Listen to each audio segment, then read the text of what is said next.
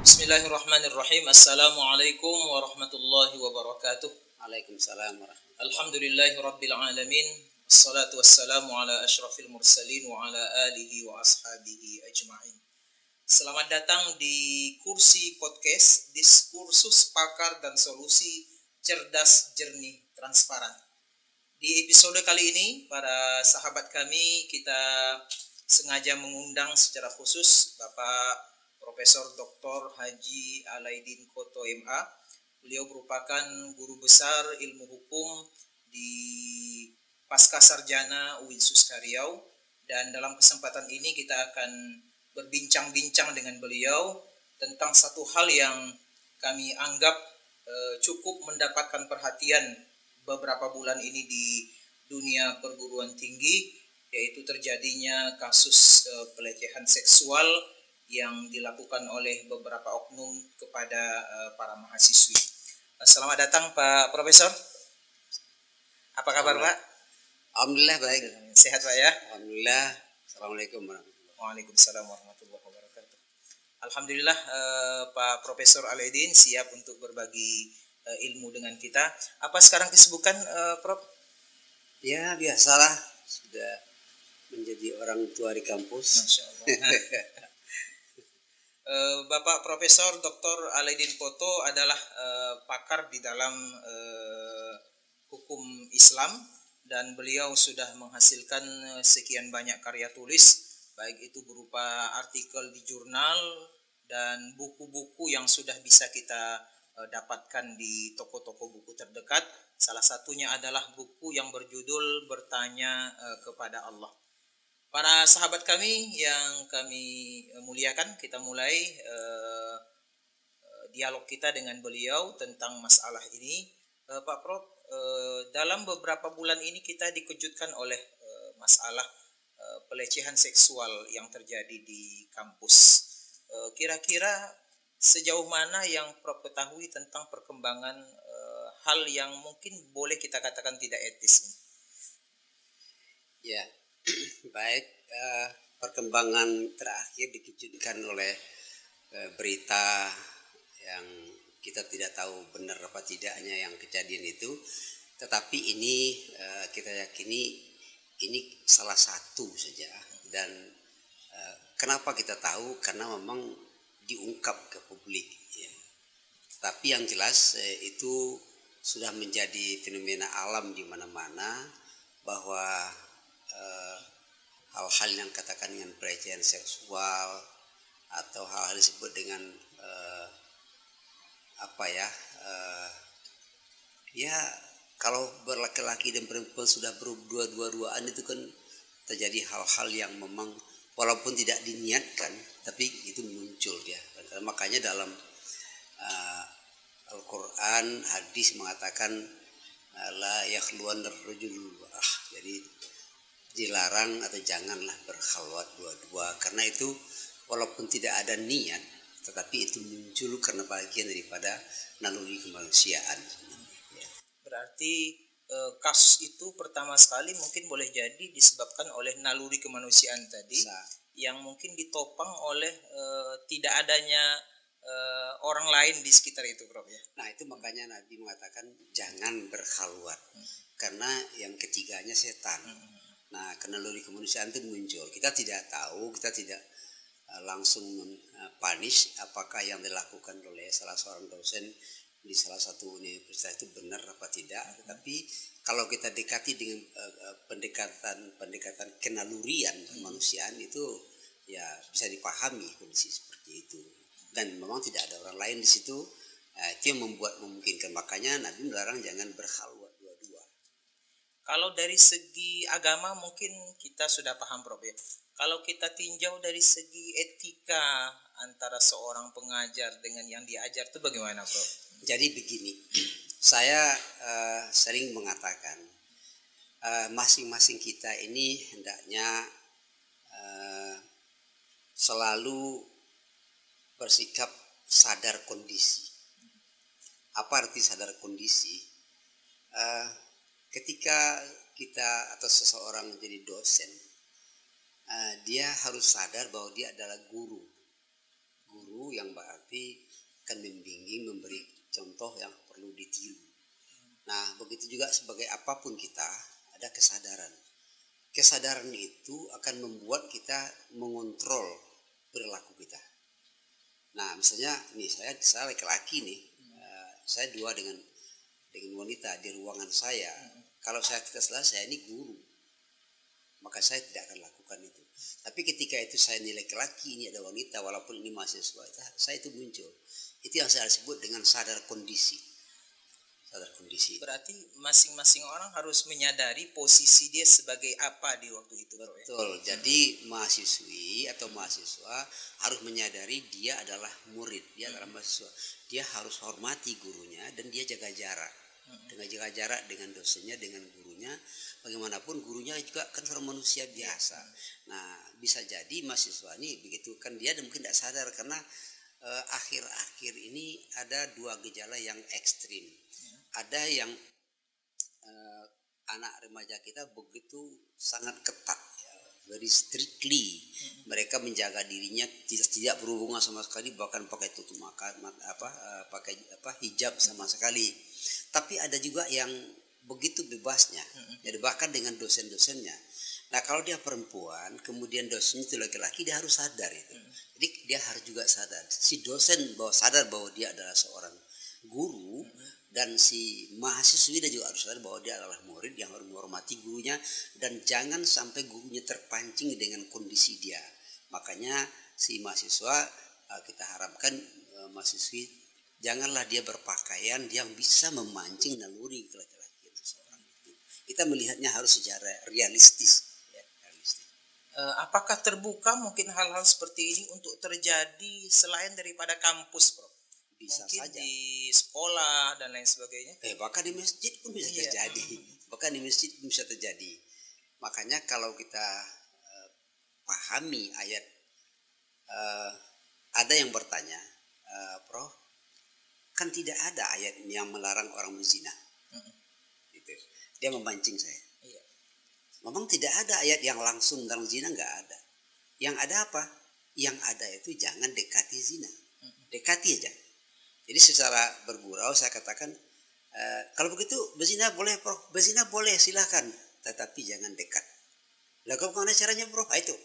Jadi larangan Al-Quran kepada perbuatan zina itu begitu begitu substantifnya perbuatan zina itu sangat-sangat berbahayanya perbuatan zina. Larangannya tidak langsung ke zinanya, perbuatan zinanya, tapi larangannya mendekati. Nah, jadi semua bentuk pendekatan berdua-dua salah satu dekati zina. Jadi larangannya tidak langsung, makanya dalam usul fiqh disebut dengan saddul dzari'ah. Saddul dzari'ah jadi mencegah orang untuk jangan sampai melakukan yang dilarang. Nah, itu makanya saya suruh kalau gitu jangan perempuan nak zina, silakan saja, tapi berzina aja tidak boleh dekat-dekat. Kan tidak bisa zina, itulah larangannya tadi. Jadi sangat prinsipnya larangan itu. Kenapa? Karena itu merupakan salah satu apa yang disebut dengan kalau saya mengatakan 5 keniscayaan. Jadi apa disebut dengan ad-daruriyatul khamsah. Itu 5 keniscayaan yang harus dijaga oleh manusia karena ini bagian daripada apa yang disebut dengan darurah. Apa saja yang 5 tuh, Prof? Ya, yang pertama saya membalikkannya. Yang pertama nyawa. Yang kedua keturunan atau nasal. Sekaligus juga kehormatan. Kehormatan di yang ketiga akal, yang keempat harta, yang kelima itu adalah agama. Tapi agama ini masuk ke semuanya, Nah, untuk perbuatan seperti ini berkaitan dengan nasal. Orang apabila dia sehebat apapun dia, sekaya apapun dia, tersohor apapun dia, setinggi apapun bakatnya, kalau dia tidak tahu ayahnya, pasti dia merasa tidak eksis dirinya. Itu yang disebut dengan ad-daruriyat. Ad-daruriyat itu sebenarnya hal-hal yang sifatnya bukan hanya primer, tapi ada sudah sampai kepada saya keniscayaan. Artinya amrun daruriyun itu adalah segala sesuatu yang kehidupan berdiri di situ. Kalau itu tidak ada, kalau itu terganggu, maka eksistensi kehidupan orang itu terganggu. Jadi ketika dia merasa tidak tahu bapaknya siapa segala macam, maka dia merasa dirinya kurang. Walaupun dia mungkin orang tidak tahu menghormati dia, tapi dia sadar bahwa dia tidak, makanya tidak eksis. Makanya saya katakan itu adalah hal yang disebut dengan amrun, hal-hal yang sifat keniscayaan yang nggak dapat tidak harus ada. Kejadian ini kan Prof terjadi di kampus ya, atau masing-masing kampus itu sudah ada kode etik yang harus ditaati oleh warga kampus, baik itu dosen, tenaga pendidikan atau mahasiswanya. Kira-kira apa yang kurang daripada kode etik itu sehingga masih bisa terjadi hal-hal seperti ini, Prof? Kalau kode etik dalam konteks verbalistik itu nggak kurang. Cuma tadi kontrolnya yang kurang. Jadi kalau kita dalam ilmu manajemen kan ada planning, ada actuating. Yang terakhir itu ada controlling. Nah, controlling ketika kita berada sendiri di ruangan atau berdua dengan yang lawan jenis, siapa yang kontrol kita? Yang kontrol kita adalah diri kita sendiri. Nah, disitulah yang saya katakan tadi sadar kondisi. Sadar kondisi itu sebenarnya berangkat dari iman. Siapa saja bisa melakukan hal seperti itu kalau dia tidak sadar kondisinya. Jadi kode etik kan dalam tataran ideal saja. Tapi pelaksanaannya itu kesadar kondisi itu. Nah, mungkin kita sudah banyak mendengar kejadian-kejadian seperti itu banyak. Tapi karena kali ini diungkap ke depan, mungkin Allah memang memberi warning. Ini sudah sampai ke tingkat yang paling membahayakan, Bahkan di masjid pun sekarang orang ya bukannya semua, tapi udah ada bukti nyata di lapangan. Di masjid pun orang melakukan hal-hal seperti itu. Ya, masjid pun melakukan, ada yang seperti itu. Tapi ada yang tahu, ada yang tidak. Jadi karena dunia sekarang dunia yang begitu lost control dengan media komunikasi yang begitu bebas, dan untuk orang Indonesia saya tengok kebebasan seperti ini kebebasan yang belum saatnya, karena belum begitu ya teredukasi dengan baik. Seperti apa kebebasan yang proporsional itu, Bro? Kalau proporsional itu begini, kebebasan yang terkontrol. Contoh yang paling mudah itu orang merokok. Jadi Pak Karunas kan tidak merokok ya. Nah, kalau yang ada yang perokok, kalau kita merokok kan pakai api. Api itu perlu apa tidak? Perlu. Kebebasan itu perlu. Tapi perlunya harus dikontrol. Ketika kita merokok, terus dihisap terus. Kalau tidak dikontrol, lama-lama rokok itu sampai ke bibir, akhirnya terbakar bibir. Nah, yang punya kumisnya jadi terbakar. Setelah itu namanya kontrol. Api di dapur, api itu betul. Kebebasan itu. Kebebasan itu kan semangat sebenarnya. Jadi semangat itu harus dikontrol. Kontrol tadi adalah untuk diri kita sadar kondisi. Itu yang kembali kepada tadi, Prof, terjadinya pelecehan itu akibat mungkin satu pihak yang dosen tidak menyadari keadaannya, yang kedua mungkin mahasiswi juga lupa keadaannya. Apakah bisa ditopang pencegahan itu dengan mungkin membuat ruangan-ruangan khusus untuk berkonsultasi yang di situ bisa dipantau secara transparan, sehingga tidak ada lagi kasus ke depan mungkin dosen memanggil mahasiswi untuk masuk ke ruangannya, Bro? Jadi jadi perkembangan teknologi segala macam itu memang perlu kita antisipasi. Sebaiknya kalau dengan seperti sekarang ruangan kerja itu kecuali kamar tidurnya, ruang kerja itu harusnya nampak dari luar transparan. Jadi kalau dia terpancing, ini orang lihat, ini orang lihat ini enggak jadi gitu. Dan kemudian yang kedua, kalau sudah dosen, apalagi yang namanya pimpinan, sebaiknya kalau ada mahasiswa masuk jangan biarkan sendiri, kawani dengan orang temannya. Kalau temannya kita, tapi kalau berdua-dua, ini yang tadi, tidak semua kejahatan itu berawal dari niat. Betul. Ya. Tapi ada kesempatannya, Bro. Kesempatan, ya kemudian selera ada pula. Jadi muncul dia ke situ. Jadi tidak semua ada niat berangkat dari rumah. Karena muncul aja seketika. Wah, ini ada kesempatan. Nah, lupa karena kita nggak sadar kondisi tadi. Saya sering di mana sekarang ini? Oh, saya ini dosen ya. Oh, saya ini macam-macam. Nah, itu. Jadi itu itulah makanya perlu ada controlling. Nah, ketika orang tidak mengontrol kita, kitalah yang mengontrol diri kita. Saya lihat seperti itu. Sebenarnya begini, kalau kita melihat kepada filosofi atau filsafat manusia itu siapa sih sebenarnya manusia itu? Apakah ini jasad ini? Ketika saya nanya Pak Khairunnas, Assalamualaikum Pak Prof. Nah, saya jawab Assalamualaikum salam. Dong, angkat tangan. Mana yang Pak Alaidin? Saya angkat. Apakah ini yang Pak Alaidin? Ini tangan Pak Alaidin. Ya, ini tangan Pak Alaidin. Ini perutnya Pak Alaidin. Kalau begitu Pak Alaidin yang mana? Ketika misalnya ada orang meninggal, kita pergi takziah. Jasad si Badu misalnya. Jadi si Badu meninggal. Yang ditengok orang siapa? Si Badu atau jenazah si Badu? Kan orang meninggal kan jenazah si Badu. Kalau itu jenazah si Badu, atau pertanyaan kemana si Badu? Kok jenazahnya ada? Si Badu udah pergi. Kalau begitu, para filosof dan ulama mengatakan bahwa manusia itu adalah roh yang menjadikan fisiknya sebagai tempat. Supaya terkontrol, maka tangannya tidak menjangkau. Perlu ada kontrol. Saya punya teman dulu, seorang Sikh, agama Sikh, orang India. Dia punya gelang besi. Gelang besi seperti gelangnya kita pergi haji lah. Jadi waktu itu saya tanya, Pak Ajit Singh, ya, Pak Ajit itu gelangnya bagi Anda sebagai umat Sikh itu apa artinya?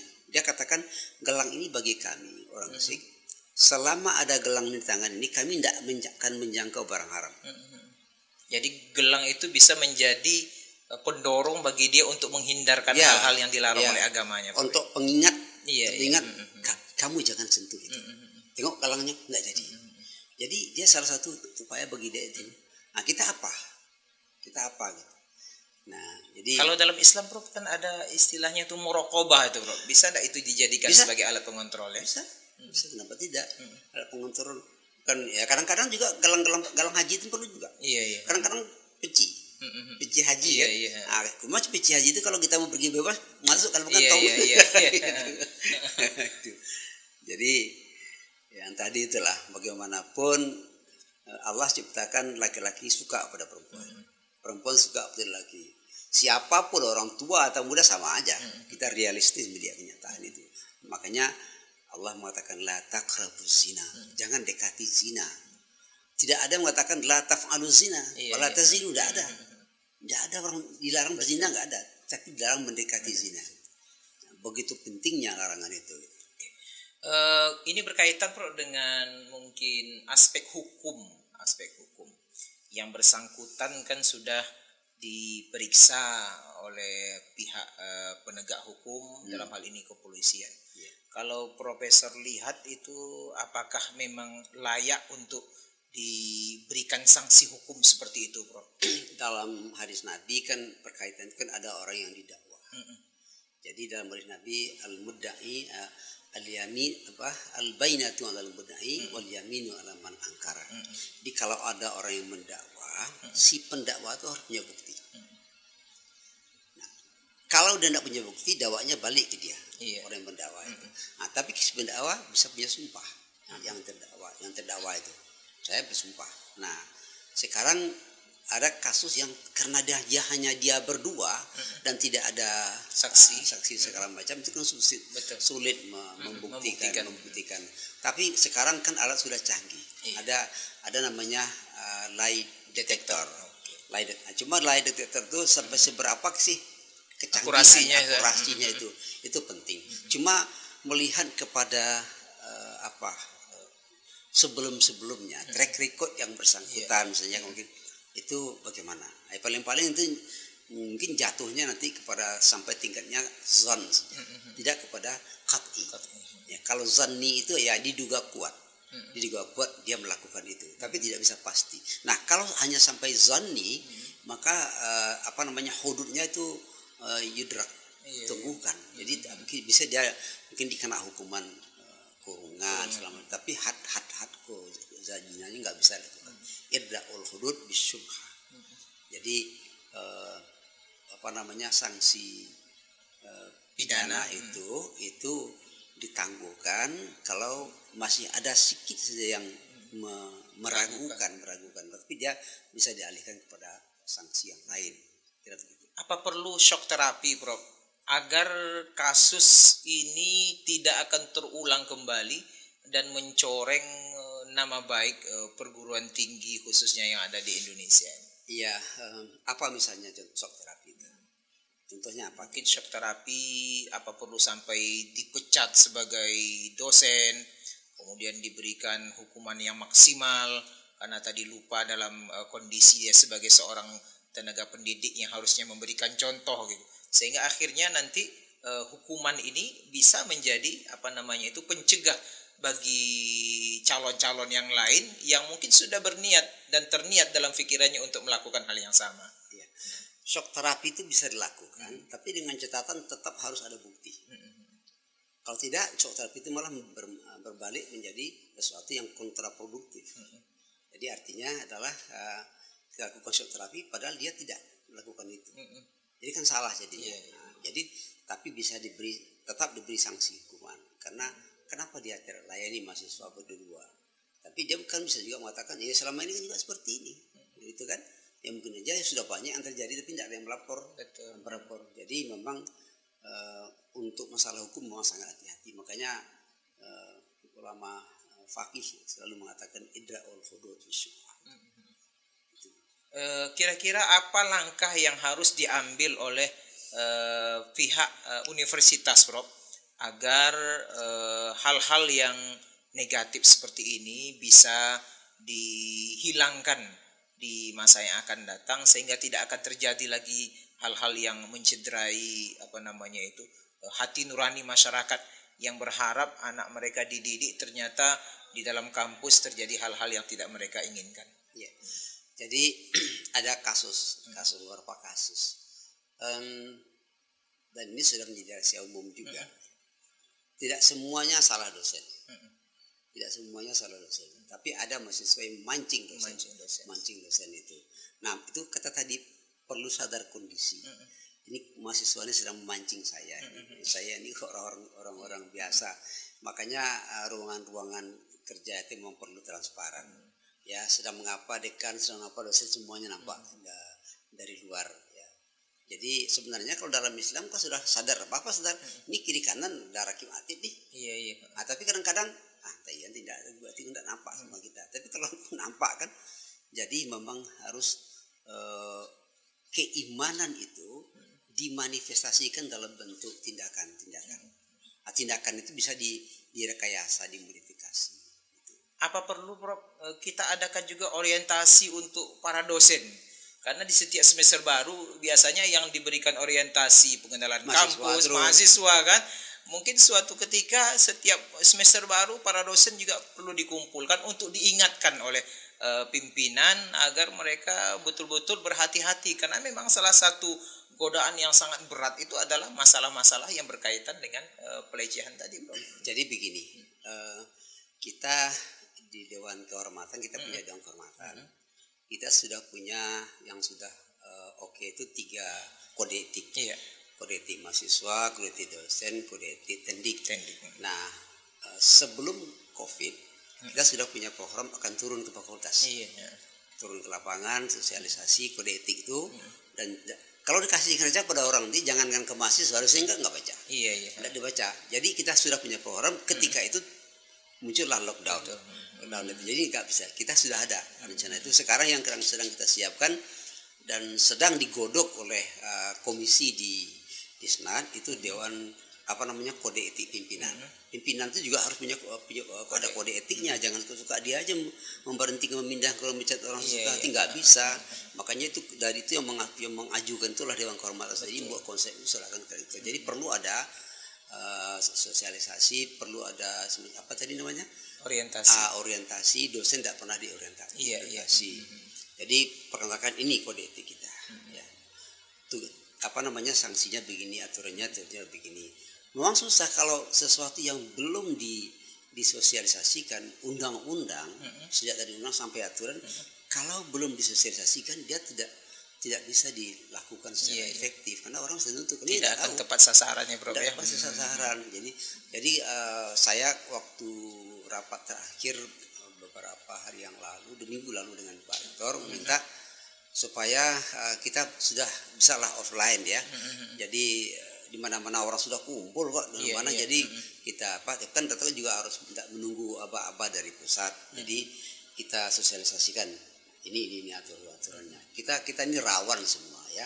Rawan. Orang kalau soal itu tuh tidak bisa sekiai apapun dia, setinggi apapun sorbannya, kalau hal itu kan kebutuhan naluri ya. Betul Pak. Kemudian dulu di kampus ada bimbingan rohani per minggu tuh, Prof. Gimana tuh fungsinya itu untuk mengingatkan itu? Bimbingan rohani dalam artian retorika oke. Tapi yang terpenting itu apa? Doing by example. Jadi contohnya itu yang paling penting. Jadi kita banyak berretorika, berceramah itu ya kita mengingatkan. Tapi buktinya. Tapi tadi ketika kata Dinda Khairunas, gimana ada shock terapi itu supaya tidak hanya dalam bentuk ceramah, tapi ada tindakan tegas, kalau mau terbukti kita keluarkan langsung. Oke. Terima kasih Pak Profesor Dr. Alaidin yang sudah memberikan pencerahan kepada kita seputar bagaimana kita bisa menghindarkan personal kita ataupun mungkin kampus kita dari hal-hal yang berkaitan dengan pelecehan seksual ini. Kesimpulannya adalah apabila hal ini tidak perlu terjadi lagi di masa yang akan datang, masing-masing orang harus menyadari kedudukannya sebagai seorang tenaga pengajar sebagai seorang tendik dia, atau sebagai seorang mahasiswa ya, sehingga dengan menyadari kedudukannya tersebut dia bisa mewaspadai hal-hal yang bisa merusak kehidupannya. Kemudian yang kedua, tentunya kita berharap dengan adanya mungkin kecanggihan teknologi CCTV atau ruangan-ruangan tertentu yang secara terbuka bisa disaksikan oleh banyak orang, itu bisa dipergunakan sebagai media untuk berkonsultasi antara dosen dan mahasiswa, sehingga hal itu bisa mencegah terjadinya pelecehan-pelecehan seksual. Kemudian yang ketiga, tentunya kita berharap dengan semakin kuatnya iman seseorang, dengan merasa selalu diawasi oleh Allah Subhanahu wa taala, kemudian dia harus mempertanggungjawabkan apa yang dia lakukan di hadapan Allah, maka kesadaran itu kita harapkan bisa menjadi filter bagi setiap orang, sehingga kejadian yang mungkin sangat negatif ini tidak akan terulang lagi di masa yang akan datang, baik di kampus, baik di Provinsi Riau secara khusus maupun kampus-kampus yang ada di Indonesia secara umum. Demikian acara podcast kursi kita, diskursus pakar dan solusi, cerdas, jernih, dan transparan, yang kita undang Bapak Profesor Dr. Haji Alaidin Koto sebagai narasumbernya. Jangan lupa para sahabat kami untuk like dan komen podcast kita ini, dan kita harapkan kita akan berjumpa lagi di podcast berikutnya. Terima kasih. Assalamualaikum warahmatullahi wabarakatuh.